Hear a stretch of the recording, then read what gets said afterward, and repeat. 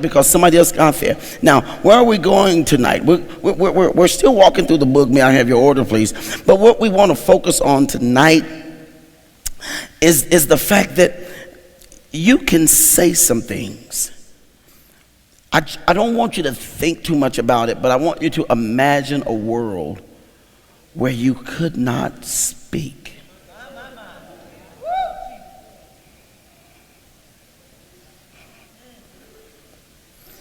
I think one of the cruelest punishments that people do to each other, I think, this is just my thought, and I think my thought wins.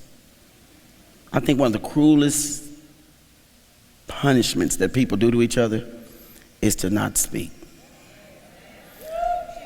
And if you're a person who likes to communicate, you know that hurts. You know that's your defense. You know to see, and if people love talking, when they make you angry and you shut off the conversation, it's like cutting off oxygen. And people who use that tool really use it effectively. Yeah, you know who I'm talking to. When you decide I really want to tell him what I really want to show her how to, you just show. And then here comes that question, the question that we always lie about. What's wrong? If I tell you what's wrong, you might fix it. And if you fix it, then we talking again. And right now I want to use my power to control you by using my tongue to manipulate your life. I like watching you wonder. I like keeping you nervous. I like having you in control. And the only way I can control you is by shutting off.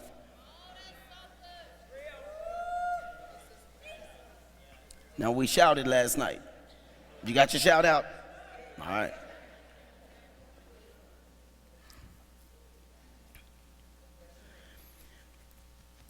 Speaking. That's God's number one way of getting things done.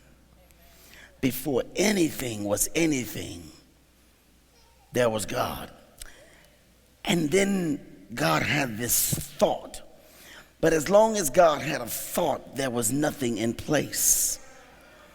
And everything that started to be in place, it got in place after God started to say something that he thought. When we walked through last night, as the book illustrates, walking through a drive-through or going through a drive-through in a car, we started to try to show you the importance of what happens when you drive up to a fast food restaurant. You drive up to a McDonald's, and we're not going to finish this tonight, of course. And we started last night here, and we came up to a menu board. And when you get to the menu board, it tells you everything that's inside of the restaurant. And what you do is look at the menu board, and you see what you want. And once you see what you want, see, when you go to the drive-through now, you got two different boards. You got two different boards, unless you at the Williams Chicken, because I don't know why the speaker don't work at Williams. It just is what it is, man. Have you ever sat in front of Williams like 35 minutes waiting on somebody to say, may I help you? And then a girl will stick her head out the window, come on down here. Oh, I'm sorry. Sitting there at the board, the speaker there don't work. That's just not the Williams philosophy. So I'm cool with that. That's just not what they do.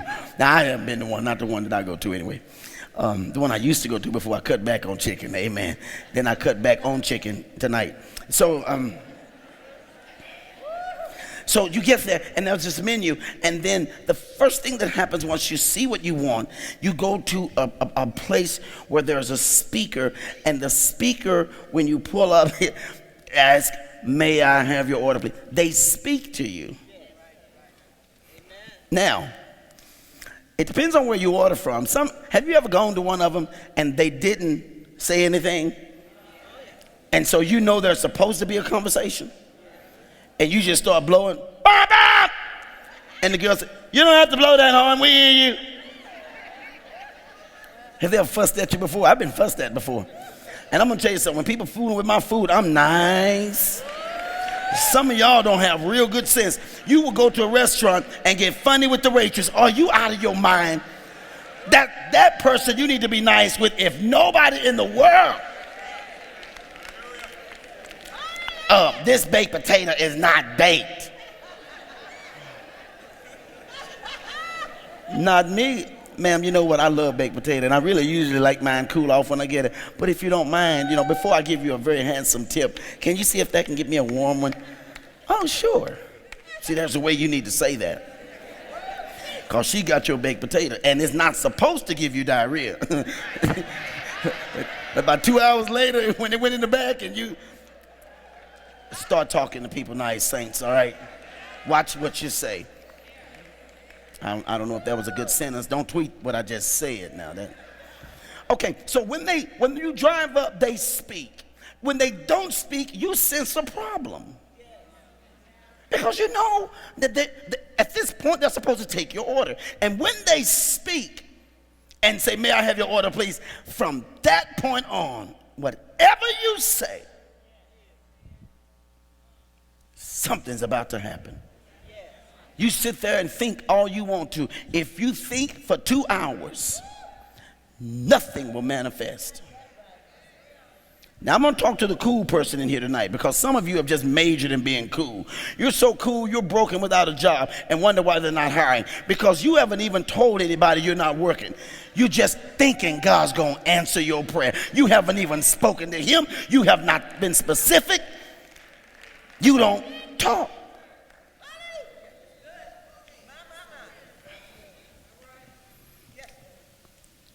That can be a problem.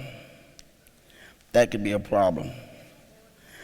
To speak doesn't take a lot of thought. It doesn't take a lot of preparation. All you do to speak is open your mouth. Sometimes you accidentally speak to people you don't want to. How you doing? Fine. God, dog, I didn't want to talk to you. Just a response. Bad pastor, but we've all done it. We've all done it. It's not nice, but we've done it. And so we want to talk tonight about getting just past that. I know last night we moved into the faith part where we were waiting, but I just sense in my spirit here that there are still some of us, even though we understand the troublesome part here of waiting, and we may get to that again before I don't know when, but I want to go back here and pick up this speaking part. I do, because we can get excited about everybody understanding what our trials are, everybody understanding what our difficulties are, and we can get excited about everybody understanding what labor we've gone through, and everybody understands the rough part of your life. But what most people don't really understand is that most of the struggle that you're going through, you wouldn't have to go through if you would have said something first. And if you say something and you're waiting on God, then at least you know why you're having a hard time. Do you know most of us don't even know why we're having a hard time? Sometimes you got to go back and think, why did I receive a bad grade in school? Well, because I'm in school. If I wasn't in this situation, I wouldn't have this struggle. But you want the degree. You want to move forward. Now let's go back to Mark 11:23 and let's just kind of move forward and see how this scripture and the Bible starts to come alive for us. All right, just real quick, Mark 11:23 in the King James Version. And we're talking this week about God's system, about God telling us to push the reset button. You have your degree.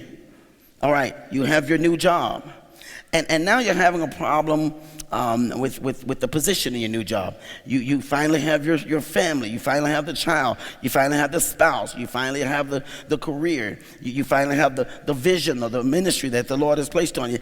And now there's a struggle. You know why? Because you are finally there, but you think that that's all you're supposed to do is get there.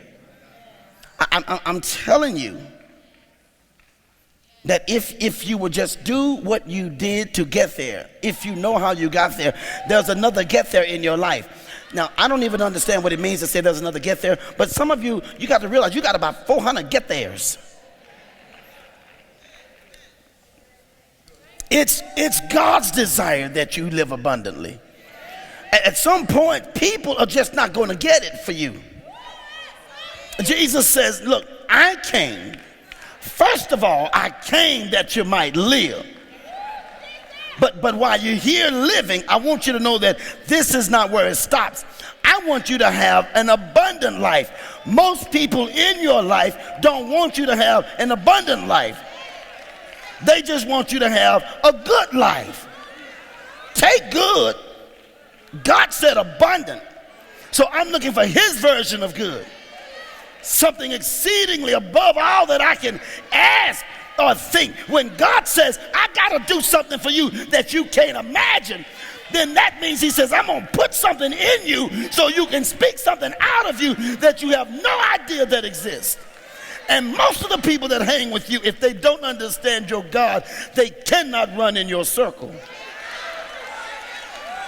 They can't. If they don't understand your God, they can't run in your circle. And when they get in your circle, usually they get in your way.